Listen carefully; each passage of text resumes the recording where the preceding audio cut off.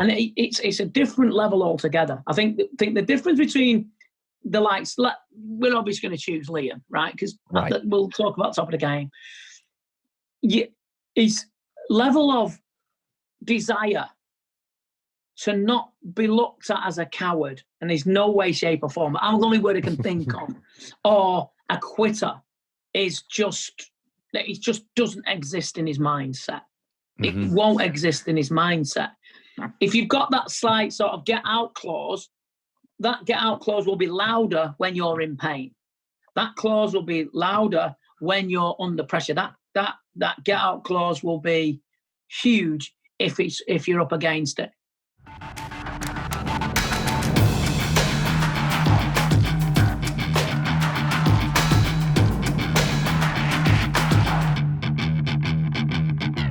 Welcome to another episode of the Science of Building Champions podcast, where I chat with top-level fighters and coaches and dive into their stories to discover what makes champions.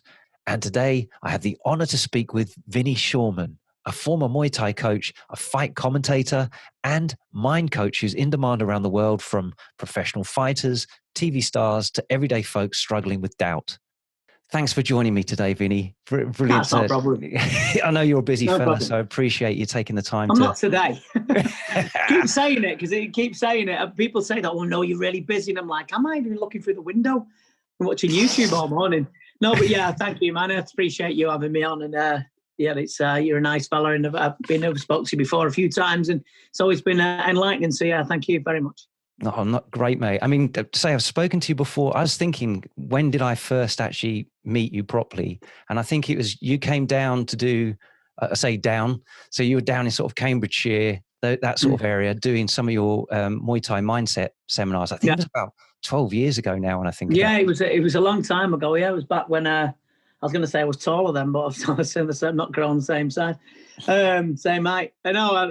It was a while ago. Yeah. Since then, obviously, lots of things have happened, etc. But it's the game that I'm in has expanded and learnt more and more education, more less mistakes, etc. and more learning. It's been good, great journey.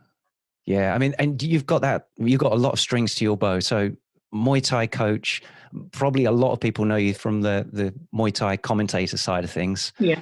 But of course, that sort of mind coach, which is obviously for fighters, you've been applying it for that, but also everyday folks, isn't it? With anything they're kind of struggling with in terms of confidence. I mean, I'm more with, people do get caught up on thinking that I just work with fighters and athletes. Absolute, it's a fallacy that, I work with everybody in all shapes and forms and all walks of life. So yeah, but I mean, predominantly Muay Thai was where I was, commentary. I had a gym first. I used to fight.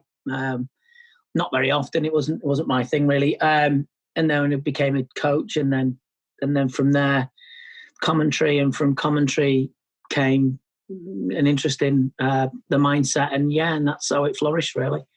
So how did you actually get into Muay Thai in the first place then? What's the story there? I was 15, and the local leisure centre, there was a friend of mine called Russell Thornley. He was in my class at school, not in my class at school, in my year.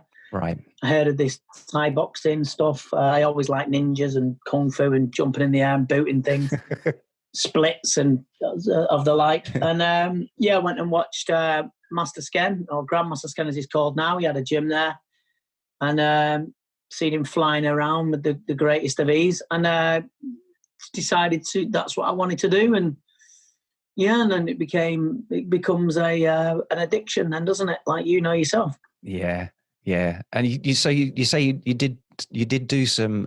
You had a dabble with fighting as well, but you decided that wasn't for you. Wasn't really for me. It was. I had an analytical mind and used to question what everybody told me, and that sounds like I was being insolent. I wasn't. It just became. I just used to question what people said, and didn't really think, well, that won't work, and maybe it was too overthought things, but it wasn't my thing. It wasn't. I didn't see the point. For some reason, I didn't see the point. I liked sparring. I liked everything else about it, but I just didn't see the point. And it became a lot of pressure for me personally. It became a little bit too it became too embroiled in it. And I think that's where the mindset comes from, to be honest, Don. Yeah. I think that's where I struggled to see a positive outcome in it all. I think that's where the embers of the fire was lit to. It's not the embers. The fuse was lit for me to go down that path of understanding as to why I didn't perform, because physically I could do it. Yeah. I wasn't, I was physically gifted, if that makes sense, but it was just the mental side. I didn't really see the point. There was too many what ifs. I was more worried about losing than winning. Right. It was strange. It was more, the focus for me was more about if I lose A, B, C, instead of, well, there was never if I won. I did win. I mean, I had 8 and won 7. But I mean, it still stuck in my mind. And then when I did lose, it wasn't the worst thing ever anyway. So it's probably an anxiety mindset that I had back then. So, and because you're young, you're a young man, you want to win. You feel like if you do lose, it's the end of the world, and everyone will hate you, or the world will implode, and it certainly doesn't. It's down to the I guess the frequency that we tend to fight outside of Thailand as well. There's so much, so few and far between that there seems to be more pressure on every single fight, doesn't there? Whereas in Thailand, it is another day at the office. It literally is, weeks apart, the fights, rather than months, isn't it? So there's probably less pressure. Yeah, and in Thailand they say, "Oh, break arm, no problem. No kill, no my pelai." It's like, all right, you broke your arm. Oh, it's okay. Rub chili on it. It'll be fine. And I think that this, leaves a lot to be desired medically. However, I understand that they don't put massive emphasis on winning unless it becomes big money and stuff like that. So I get that. I get that mentality. But for a young Mancunian, and from a council estate, reputation always was quite important, as I thought back then was important. Yeah. So, yeah. And how did you shift then from doing some fights, kind of thinking, yeah, it's probably not for me, into thinking, but I'll coach this? Accident. I think my life's a whole accident. Met my kids, and although I do claim that sometimes when they're getting on my nerves. No, I'm only joking.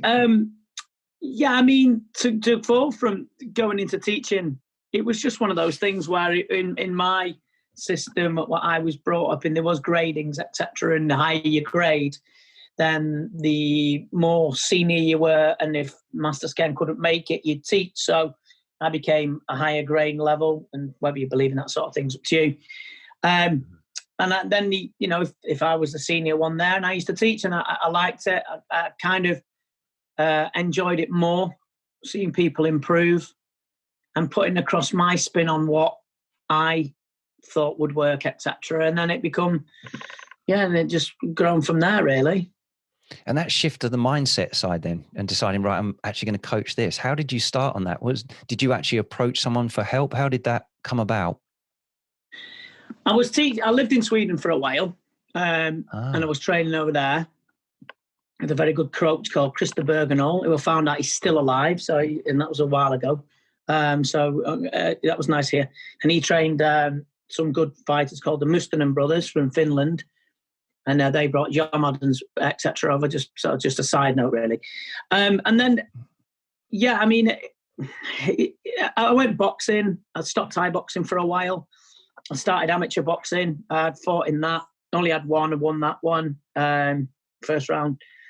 And then I just started to. I went through a few rocky patches relationship-wise, to say the least. And I started going down a path that I mean, it was always fit and healthy, really, because of the discipline Muay Thai gave me. But I started getting drunk. I split up with the kid's mum. I started taking dancing powder, and not a lot of it. I've never had a great deal of it, but I'm not going to sit and pretend that I sit on a cloud and I've never done anything wrong. And I just basically going off the rails, really. And I went to a seminar by a man called Keith Mayer, who works for Liverpool Football Club, and he's still a friend of mine now. And he was a neurolinguistic NLP master practitioner, and a practitioner in hypnosis. And I went there and I felt good, and I didn't realise why. I didn't know why I felt good. I just listened to what he said and felt better. I don't even know why. That's subliminal and hypnotic language, etc. And I just felt good. And I wanted to do that. I wanted to know why. And then it became an obsession that's not stopped, really. So, yeah, it was circumstance and fate that put me in the hands of it. And thankfully, it's been extremely kind to me. Yeah. And you've managed to work with that yourself. You then moved into helping others. You could recognize how that could help others as well. Yeah. Was it predominantly with fighters initially? Was that because you were in that Muay Thai? Yeah, it wasn't what I set out to do, but because I was well known in the circuit, because of commentary, because of having a gym, etc. You know what?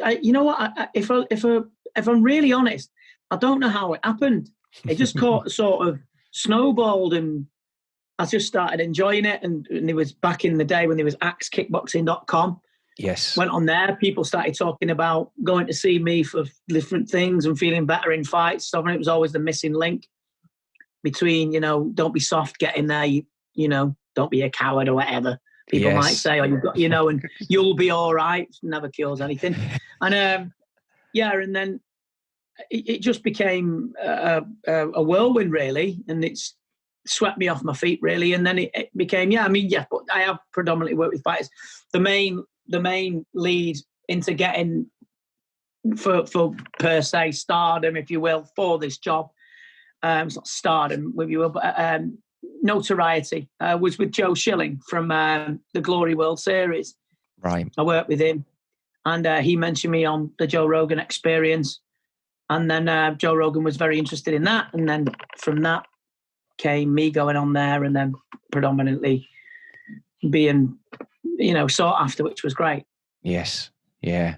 I just bring it back to Muay Thai for a moment. Then we'll come back to the mindset stuff. Sure. There's so much you can dig into with that. But what is it that you appreciated about Muay Thai from the beginning that drew you into that? I wanted to kick people in the head. I'm not going to lie and say, look, it was the art and the sport and the tradition. I'm not going to lie. I wanted to be able to kick people in the head and boot people and fight 5 men. In this Jackie Chan type world that I lived in, I've always been a big comic book fan and superhero fan. And I'm back from the 70s when the $6 Million Man was around and all that. And I wanted to do that. And then I started to realize that it become a way of life. It become a fascinating sport, and the people involved in it, they shared a common denominator. There was the high level of respect that people shown each other, and it gave me a discipline that I never had as a child. I was always an unruly kid. I wasn't violent or horrible. I was just naughty. I just like messing about was much more palatable to me than listening. And then Muay Thai gave me that. And then it was the only time where I never got I got praise for drawing as a kid. I was pretty good at art, but I never got praise for anything else. It was just one of those things. In my upbringing was working class, get on with it, get a job, leave school, get a job, stay in it, get an apprenticeship, whatever. There was never any real ambition from anybody around me at that time. They just went with the flow, etc. So when I got praise for Muay Thai off Master Sken or off whoever, Humphrey, Oliver Harrison sadly passed away. Yeah. Them telling you that you're good at something was like, 50 commendations that you would get at school, So it was something where I found that I was enjoyed. I was all right. I don't say I was great at it, but it's not egotistical in any way. But for them to say something like you did well and did good on the grading things, it gave me a massive boost. So it gave me a lot, and I owe a hell of a lot of to Muay Thai, and I love Muay Thai, and I love what it's given me, but I believe if you put your heart and soul into it, you get it back, and it really has paid dividends for me, and I would not change a thing. So is your appreciation of Muay Thai different now to how it started? Your whole sort of perspective on Muay Thai from when you were initially attracted? Yeah, because when I was involved in Muay Thai, they weren't really full rules. There were 3 2-minute rounds. Yeah. There was 5 2-minute rounds for B class, and then 5 threes for A class. But there was never any elbows. We know, like, I don't think there was any full rules. Were fought very rarely. The likes of Ronnie Green would fight full rules, or Oliver Harrison or Humphrey or other people, but it wasn't big.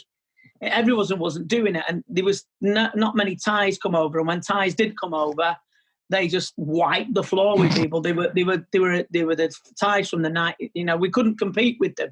Right. There was no competition. You throw you all over with clinch. It was more like a kickboxing, taekwondo derivative, really, of Muay Thai that we had back then. Yes. There were still fantastic athletes, still tough men, but the level of experience was vastly different, and that's why you've got to admire people like Raman Decker, Ronnie Green, Oliver Harrison, Humphrey, Lisa Howarth, etc. The people that took part in fighting these people that were vastly more experienced. Even the Dutch had so much more experience than the British. So it was a different era altogether, different completely. Yeah, it really was, wasn't it? I was talking to Damien Traynor, and he was saying about how strong the influence was of the Dutch fighters, because there wasn't really anything else at that time to tap into. There wasn't that much on TV. It was like Eurosport. There was a few things, there wasn't that much influence other than what you were seeing with the Dutch style as well. And of course, no, there wasn't. We had a video of, I think there was a guy called Byram Kolak, and he trained at Shakariki camp with Tom Harink and Michael Van Hetten, I think his name's, and Theo Wilson. And we watched that video that many times that we could almost speak Dutch with the commentary, because it was just so worn out by watching it. But yeah, it was all leg kicks, hooks to the body, low kicks, pretty much like Damien's style anyway, which is very explosive and enjoyable to watch. Yes. Good fighter, Damien, nice guy. But yeah, there was no intricacy really, like clinch sweeps like you see Liam doing, and Sanchai and Superbank and all that, There was none of that, and now that there's a whole myriad of things that other people can watch and take in, and it's a healthy time for Muay Thai, and it's also a great time to learn all sorts of fantastic technique. Yeah, there's so much being shared now, isn't there? So many more references you can look at, particularly with social media, videos. Really, the availability of video to kind of watch and learn the technique from that, and then try and mimic that and mimic different styles. There's just a lot more, I guess, styles as well of different fighters. So people can try on a lot of different styles themselves to see what fits them now. Whereas it used to be not so many different variations to look at. Yeah, so one size fits all, wasn't it? Yeah. Now it's like if you're tall and you're rangy, you can clinch, you can elbow from a distance, knee, or you're short and stocky, a la Harrison, Liam. There's so many, and YouTube is just an absolute godsend, Yeah. I've often been watching like Satmonkon or what's my favorite, Namco Buan. He was my favorite. Right. Watching them, or just they were so much cooler than the Thais now, I think. So much cooler. so much cooler. If we take it back to kind of like the mindset side now, so looking at what makes a champion, what do you think, with your experience, are the important traits, or what makes a champion? The main thing that makes a champion is like, look, I've seen so many good technical kids. Technique, and they can sweep, and they can score, and they can do all that in the corner and all that sort of stuff. But what will take them to the different level is they're not tough enough. Right. They've not stressed their nervous system enough for the unconscious mind to go, okay, we'll go this other level. They won't get it. They're not hard enough. Some of them aren't hard enough. That's what mentally, it boils down to. Mentally, you mean? Physically and mentally anyway. You've got to be mentally tough to go through the ridiculous amounts of pain that you have to. You're going to get tested. You're going to get tested, and a lot haven't, and you can't get that. you can get it through training. Of course, you have to get it through training. That's obvious. But there's just something that you've got to have. And I think that is an ingredient that you'll find that a lot of them will just miss that top level. Right. Is the absolute pressure of saying, look, it's interesting what I think is like, look, you can quit anytime. It's your choice. Yeah. But you got to live with that, or could you live with quitting? And then they'll say, no, I can't live with quitting. But can you really live with quitting? Can you say, yeah, but this? And it's a different level altogether. I think the difference between the likes, we're obviously going to choose Liam, right? Because we'll talk about top of the game.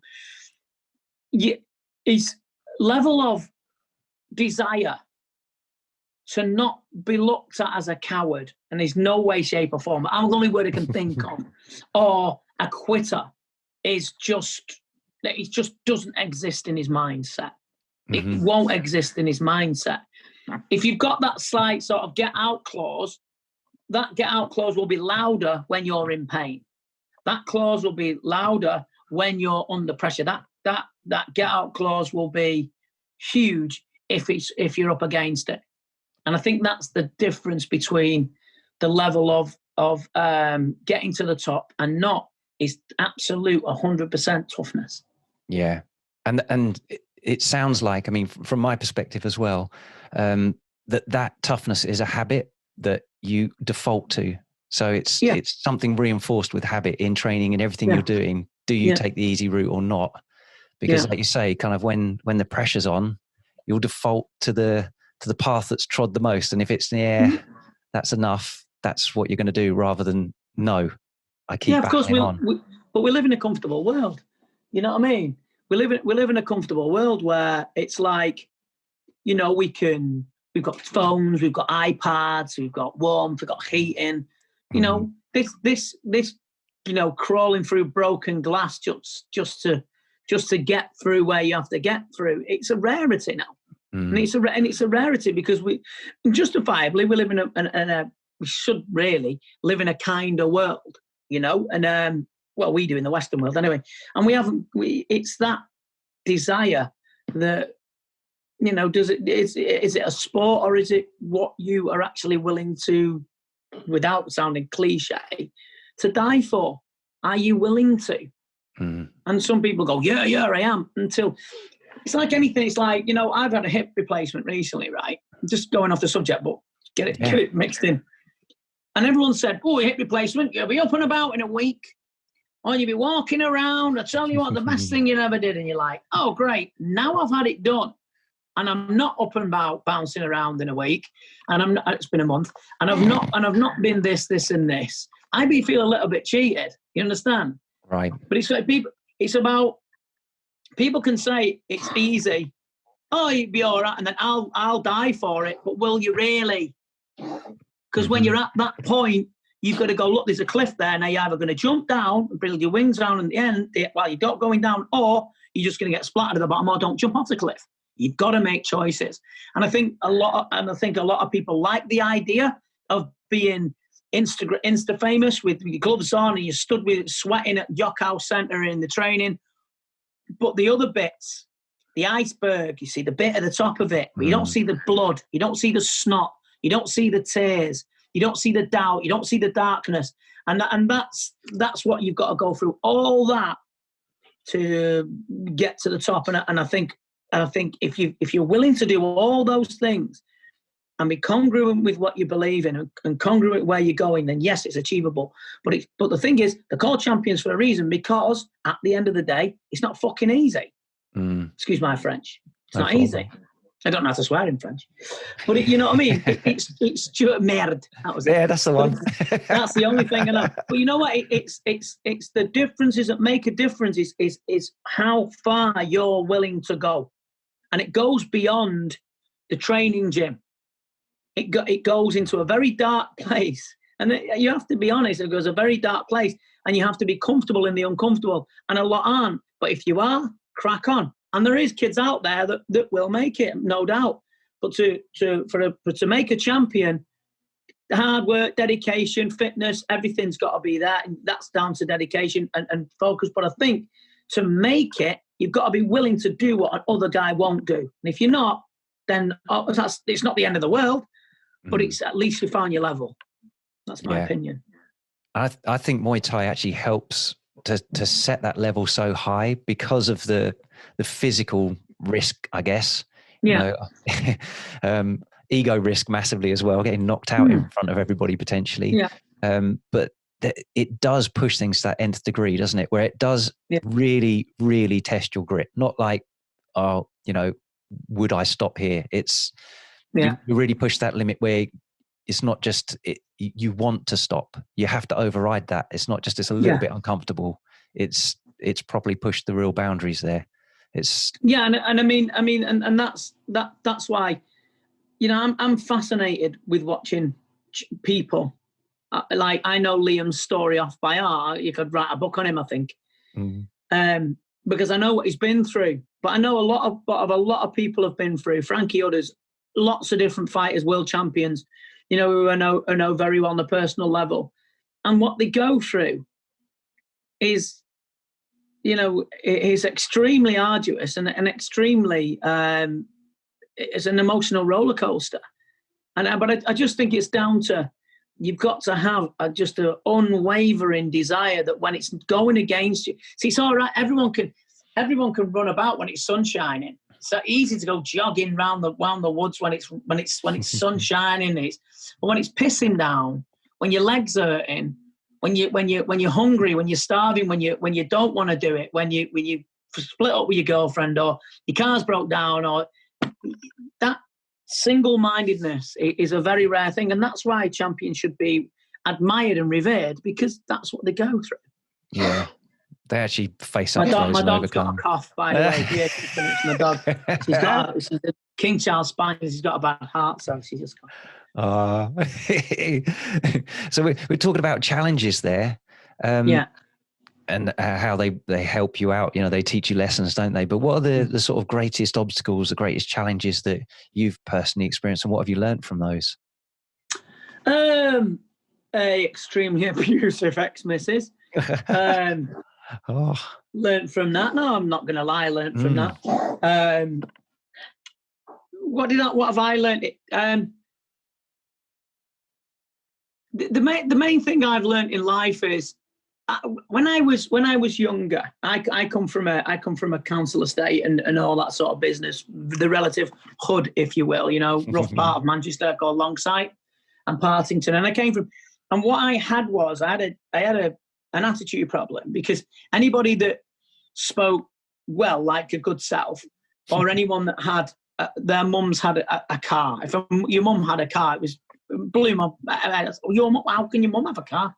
Your mum and dad have got a car. And I had this real chip on my shoulder of anyone that spoke well, anyone that did well. I had this mindset where they would have had to tread on people to get that. You know, it didn't happen to working class people. It was this, it was them and us sort of thing. And it became a real problem for me up until, I'd say, into my 30s, really, when I realised that, you know, you've worked hard for what you've got. You weren't born into it. And all right, you may have been born into, your dad has a better job than my dad. My dad was an alky anyway, but I mean, and a loser. But I mean, you know, it's a true story. But it's like, I always thought that was, you had a privilege. I thought there was privileged people. And it turns out, of course, it's not true. And I had to learn those lessons. And I think that was the biggest thing for me. It was also, I didn't realise that mental toughness, you know about mental toughness, you immediately think about David Goggins or Liam or Triple G or Lomachenko or Khabib, and you think of this mental toughness. But studying, reading a book when you don't want to, when you think you've got to read, finish this book, and then you've got an essay to read to finish. Because I never did well at school because I was messing about too much and thinking, well, it was for idiots. Turns out, obviously, I was wrong. To have a mental toughness to be able to finish a book, to be able to sit an exam and focus, that's mental toughness. So people who are out there and thinking, I'm not mentally tough, there is so many things. Mentally tough is learning to play a guitar and then keep getting it wrong, but till you get it right, you know? And I just think it was, what my problem was me. My problem was me. When I believed this idea that money was the root of all evil, and it's them and us. I was completely and utterly led up the wrong path, and I don't know why I was like that. But it took a while to unlearn it, but thankfully I'm there now.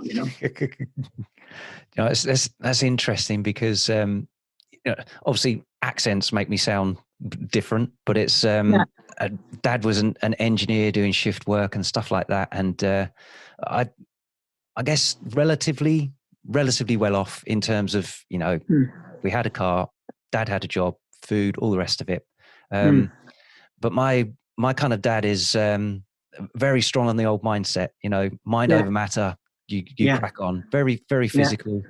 He wanted to be a boxer when he was a kid, but Mum wouldn't let him, so he didn't do that. He was actually born in Edinburgh, and he taught me lots of life lessons. It was always, everything was character building. So anything that sort of happened that was wrong, it was like, that's all right, it's character building, and that's how I felt. And I think probably because things were relatively comfortable for me, that's probably why I sought out things like, well, originally contact sports, because anything that didn't involve a bit of physical challenge and risk just didn't interest me.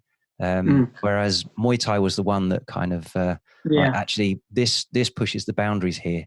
And I think there is a need really to push into what's uncomfortable to really sort of grow and learn, isn't there? And I think of course, either people's lives are giving that to them in a certain aspect, or they probably go out looking for it in some way. Yeah, and exactly what you said. I mean, I wasn't guided. I was never guided, well, at all. And sometimes look at my kids and I say things and and the way I've tried to guide them, and I'm saying I'm a hands-on dad and I'm a wonderful dad and this and this. I'm not. I just do what I never had, and I was never. I had asthma as a child, so I wasn't physically good at any sports. I could make people laugh. I was good at that.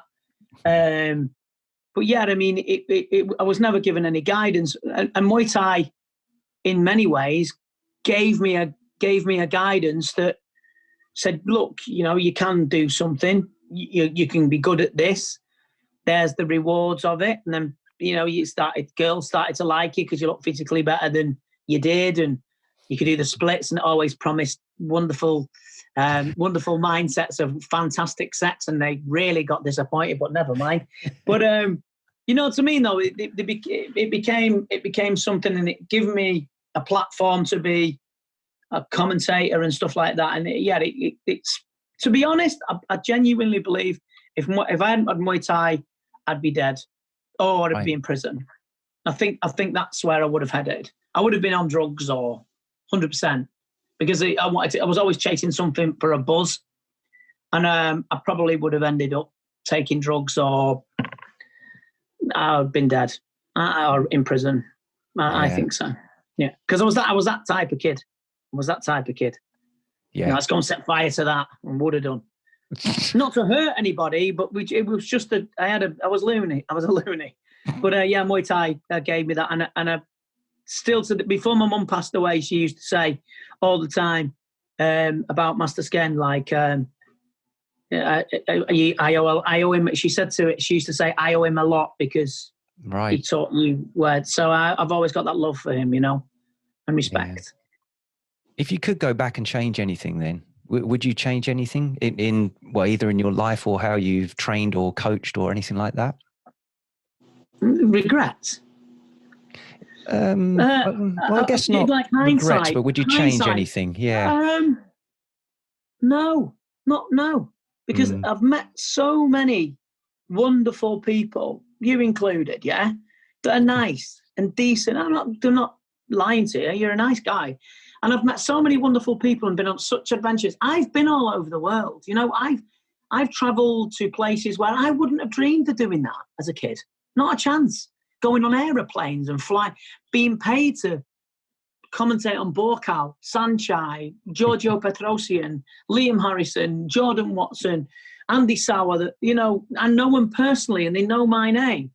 No, anything in the butterfly effect would have jeopardized that. So Not in the slightest. These things I regret saying. These things people I regret falling out with, I guess. But other than that, no, I wouldn't change anything. I really wouldn't. Yeah, like you say, there is a cascade to everything, isn't there? And there's stuff you learn from even the stuff that goes wrong. You know, that changes who you are, doesn't it? Of course it does. I think back to some of the stuff that that would at the time seemed bad. I'm always afterwards like, I'm glad that happened. It nudged me in another direction, or just woke me up to something I hadn't even considered. Yeah. I mean, and it's just one thing that reiterated that I wasn't bad at school, as bad as I thought I was when I got my hip replaced. The surgeon that replaced it was in Leeds, Nuffield. And when I was reading the thing, the surgeon, and he said, John Conroy. And I went, well, there's a Jonathan Conroy in my class at school. Well, nothing of it. And I went in and I was hobbled in, walked in with my limp. And he went, are you Vinny Shoreman? I said, yeah. And he said, are you Jonathan Conroy? And he went, yeah. And it was my friend. It was in my class, my actual class at school. And I said to him, I said I was awful at school. I was naughty. And he said, you were naughty, but you were never bad. He said, you were never nasty. And that really broke something for me, you know. It did, because I thought to myself, because it was a while ago, I'm 51. So it's a while ago, you think, was I? And he said, no, he said, you was naughty, but you was never bad. And that really, I don't know what it did in the unconscious mind of how I was, but it made me happy. And hence I had the best surgeon and the most trusted surgeon I could ever have. So yeah, it was good. That's brilliant. Yeah, it's the values behind what you're doing, I think, are the most important thing, rather than what's actually happening. So it's kind of like if your intention is to actually sabotage people, mess them up or whatever, that's one thing, isn't it? But if you're just kind of being mischievous and almost not considering the effect on other people, there's something you learn, I guess. But it's I got attention. Motive. Right. I got attention. It was attention. It was, you know, it's funny because I have and I don't know whether I'm the same mindset as other people, but I always remember people for laughing. I have this picture because cut a long story short, I live now in where I was brought up as a child for circumstances that happened. So I'm living in the same area. But I see there's a lot of people from school or a lot of people that I know from around the area. And I always remember them for how they laughed. Yeah. So it obviously meant something intrinsic within me for me to recognise that. You have to recognise it, don't you? It's perception, it's projection. So, and I just think that because I made people laugh and it made people happy, I think that was always the thing for it. It was never a vindictive type of fun, you know. Yes. Yeah. And do you know what? It's funny. I've been looking into sort of memory recall and all this kind of stuff as well. And it's one of the big things, as I'm sure you'll probably know, is that emotion associated with the memory is the bit that banks it. If there's no emotion, then it's gone. So something like making someone laugh and the emotion of that, I can see how that was indelible. That just stored. And everyone's so unique when they do that, aren't they? Not just the sound of it, but their expression, their face as they laugh.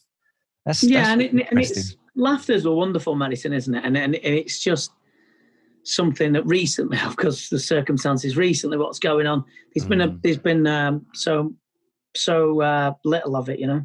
Yeah, that's very, very much so.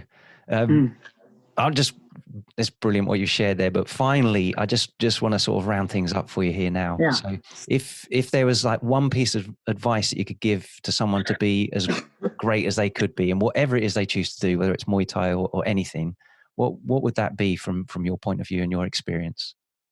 The one thing, the mantra that I hold for me and my children and for people is be decent. It's be decent. I don't care what you believe. See, conspiracy theorists have been, I got insulted this morning on Facebook saying, you're blindfolded, you know nothing. You're an intelligent guy. It's some of the lines of, you're an intelligent guy, but you're stupid and you're blindfolded and then left a kiss, which is all contradictory in terms. But there you go. But I just think be decent.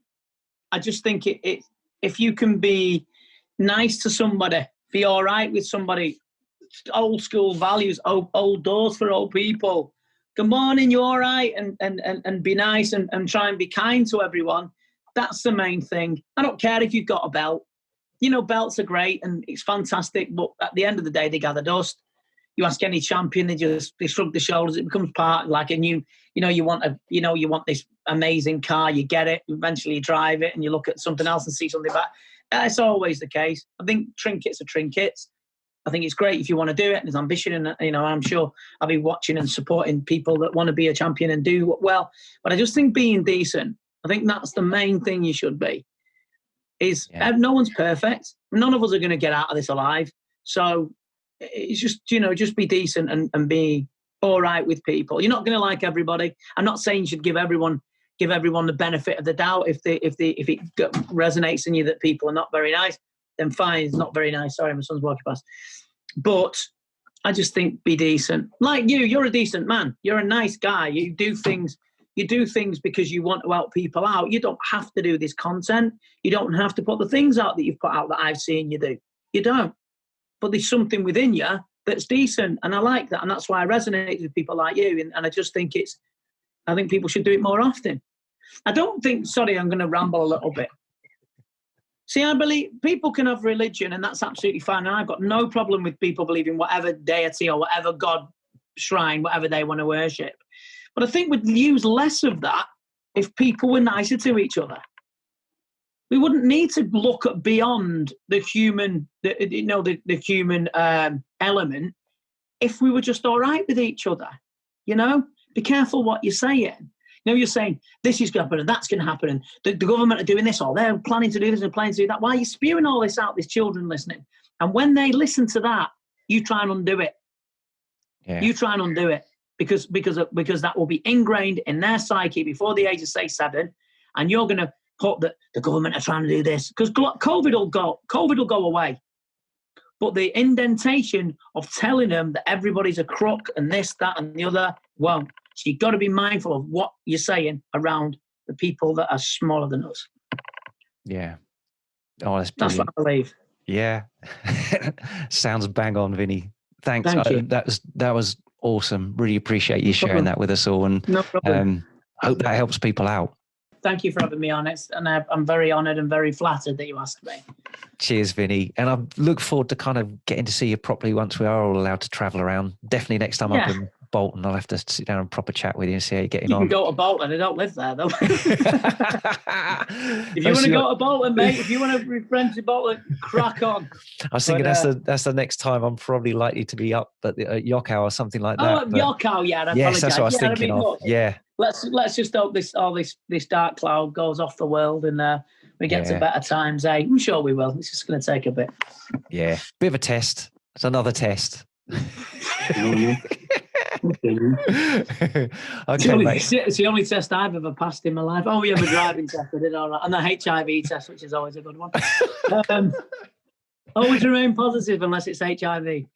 But you have a good day, and we'll speak soon. Yeah. Cheers, Vinny. I appreciate your time, mate. Bye. Bye. You can find out more about Vinny's work on his website at vinnyshoreman.com, and you'll find him on Instagram at Vinny Shoreman. And you'll find links to these with this episode. And if you found this valuable, please like, subscribe, and share with someone it could help too. And I'll catch you next time.